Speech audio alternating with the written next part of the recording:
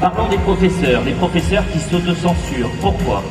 Débat passionnant sur l'éducation nationale et l'éducation des enfants en général. Elliot Deval, donc du journal du dimanche, du JDD. Je vous rappelle que hier, j'étais dans ce grand événement à 4000 personnes et là, on a débattu, enfin, ils ont débattu parce que le public ne pouvait pas prendre la parole parce qu'il y avait trop de monde. Mais en tout cas, le public a été très attentif et ils ont expliqué, bon, vous connaissez, moi, j'ai même fait une émission aussi avec Borowski il y a longtemps, Mike Borowski sur, enfin non, il y a peut-être 2-3 mois, sur Radio Courtoisie pour expliquer le délitement d'éducation nationale.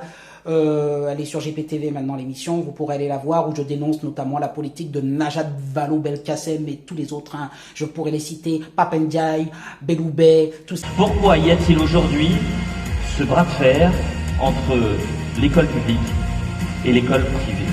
Pour débattre ce soir de la question de l'éducation, vous aurez face à vous Violette Spielbout, députée Ensemble pour la République du Nord.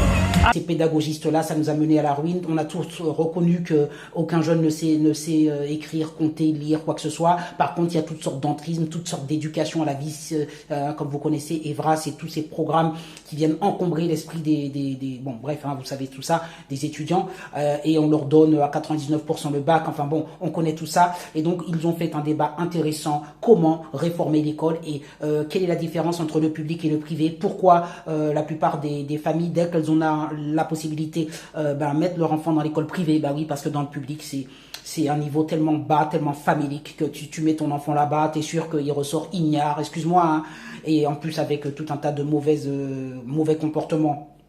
Voilà, tu sais, le fameux bon, bref, je ne veux pas dire les mots parce que je vais me faire striker par TikTok, mais il y a des mots que disent les jeunes, voilà. Bon, bref, tu sens que ça va être ça et que derrière, il va pas apprendre grand-chose. Donc, en gros, tu dois, si tu mets ton enfant à l'école publique, tu dois ensuite le soir lui donner des cours complémentaires pour qu'il ait un niveau à peu près correct. Anne Fauffinier, fondatrice de Créer son école, Guillaume Trébeau, secrétaire général de l'enseignement, et Raïm Sorcia, grand rabbin de France.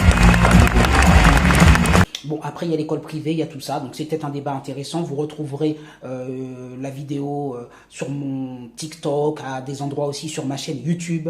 Vous reverrez ces débats-là. Et puis, vous pouvez aussi aller sur le JDD pour voir la vidéo dans son intégralité. C'était un débat passionnant. Là, évidemment, l'avenir de la France, c'est aussi la jeunesse. C'est surtout la jeunesse.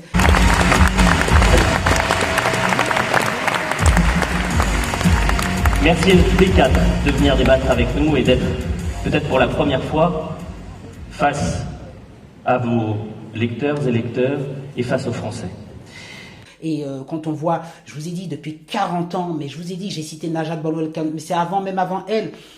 Quand on voit, mais je vous dis, franchement, si ça change pas dans les années qui viennent, on est déjà très en retard sur tout un tas de sujets, mais alors là, il faut vraiment, mais de toute façon, rien ne marche, vous savez bien, que ce soit la justice, que ce soit le régalien, que ce soit l'école, que ce soit, rien ne marche. Et c'est vrai que dans cette soirée, il y a une Éric Nolot qui est venu et qui a dit, moi, je fais partie des personnes qui sont hyper pessimistes. Éric Nolot, bien sûr, était face à Sarah Knafo. Il y a eu un débat très intéressant, très riche. Alors, j'avais plus trop de batterie, j'ai pas pu tout filmer, mais elle disait qu'il y avait quand même une source d'espoir et il fallait y croire. Bon, lui, il disait, non, moi, je fais partie des hyper pessimistes qui se disent que tout est foutu. Alors je sais pas ce que vous en pensez vous.